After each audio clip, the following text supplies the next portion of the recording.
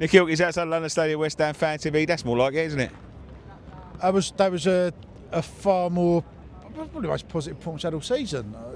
First of all, credit and respect to every Sunderland fan that came down. This is not the easiest place to get to. 12:30 on a Saturday, because the TV company's got no respect for fans and respect for them. Well said. Do you know what? 1-0 up. The team selection I thought was spot on. You don't change a winning team. I thought he might be tempted to bring Juve back in. He didn't. I thought Ollie Scholes was superb again today. He's really... He's got to keep that spot, mate. He's got to keep the spot. He is. He's giving him something to think about, hasn't he? Two up top. He persisted with that. I thought the two lads up front were superb. Pablo, his work rate was phenomenal. He really impressed me today. Oh, massive. He was everywhere, wasn't he? He was getting slated on our Friday night pint yesterday. He was getting slated. I haven't called it yet. No, listen, you need grafters. The position we're in, the position we're still in, you need fighters. And he's giving it everything. And that's how we're to get it. It's what's Robert De Niro's speech in Any Given Sunday about inches. And it's about looking at the inches in front of your face and fighting for it. And Pablo gives you that. Tatty, I thought, worked hard. Bowen, when he stepped up to take that penalty, I had, so many flashbacks to previous penalties, but he was calm, cool as you like. Somerville, again, so many times I stood here with you, Nicky, and said his end product's got to improve. And it is. And it is improved. That was one impressive fucking header for a boy of his size. Yeah, wasn't it just? And then, that third goal. I mean, if that doesn't win that goal of the season, I'll tell you now, I can't wait to see the goal that wins it. Tell you what, the fucking one that he struck at the end might have won it if that had gone in. Oh, again, it was just... And then I don't know what happened at the end. I was on the other end of the ground. He looked at me like, we'd scored a fourth, and then it was... I don't know if the referee gave it and then disallowed it by VAR. I weren't quite sure what was going on there, but... it's... I thought at the start of the day, if you'd asked me to put my house on it, I thought I would have gone for a draw. I didn't think we were going to lose it today. I thought we'd have enough to keep the momentum going. I didn't think we'd necessarily, if we weren't going to win it, I didn't see that performance coming. That was unbelievable. That's what we needed. That's what we needed. We did need that. I tell you what, I needed that as well on a personal note after the week I've had. But yeah, that was much needed.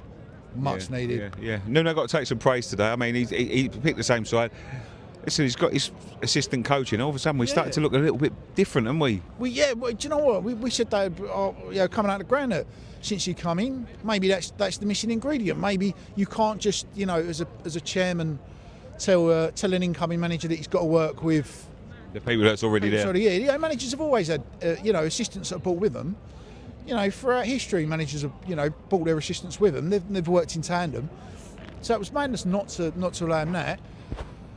There's still a week left of the transfer market. I still want to see a centre half come in.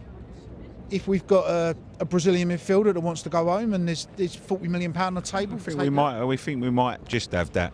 We've got to take it and reinvest it, because look, Tadibo and Mavropanos have been fantastic the last few games, but with Tadibo's injury record and Mavropanos' occasional inconsistencies, you can't bank on it. You've got to have that income, that backup. How much longer is Max Kilman going to be here as well? It was, I thought it was a bit disappointing to boo him personally, because as much as, look, I don't rate him, he's still a West Ham player, he's still coming on, he's still wearing a shirt. I don't think booing him as he walks on is necessarily the answer. He's done nothing on a personal level to warrant that. But if the rumours are true, he can get some confidence flowing through him as well, because we have seen him. He has been a good defender in the past. I mean, he can be a solid sort of 6 out of 10 performer. I don't think he's necessarily £40 million worth. Yeah. I think, look, if Palace are willing to put the £20 million they got for Gay down for him, I would take that. Yeah. I think that goes, and that by the sounds of it will buy you Charlie Cresswell, who by all accounts, we've got, could be the newest Diop in terms of defenders coming in from Toulouse. Yeah. But we've got, let's go and get that money packaged up. We can get Kilman done, and let's go and buy that quality centre half, because I still think, I don't want to be too negative after. We're still fighting. Yeah. We're still 2 points behind Forest. Yeah.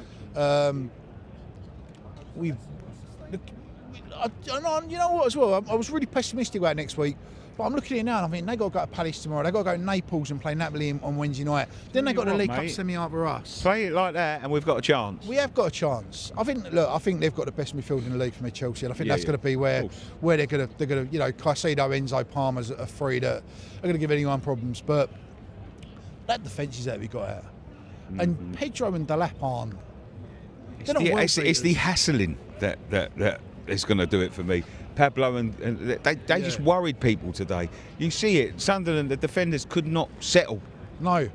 I mean, and that's another point I did want. I'm glad you brought it up. That's the point, because that's 2 weeks in a row now. A referee's bottled a second yellow card. Van der Ven last week, and Ronaldo should not have been coming back out. They shouldn't have had the opportunity to sub him at half time. Correct. He should have been off for he had two before then. One was a dubious second yellow, but the second one right on the stroke of half time, that was yellow card all day long. And the fact that that's not given at some point. The Premier League, PGMOL, whoever, have got to start looking at what these referees are doing, because you can't keep relying on VAR when it's a straight with card. You've got to make them calls. If it's a second yellow card, it's a second yellow card. 2 weeks in a row we've seen it. Yeah. And obviously, look, you know, at 3-1, I think we all got a little bit nervous. If we'd have gone to 3-2, I think we might have started to. But they shouldn't have been in that position. At 10 men, they're not coming back. At 10 men, that fight's over for them. Great. Brilliant. Dave, thank you very much. Cheers mate. you. Thank you.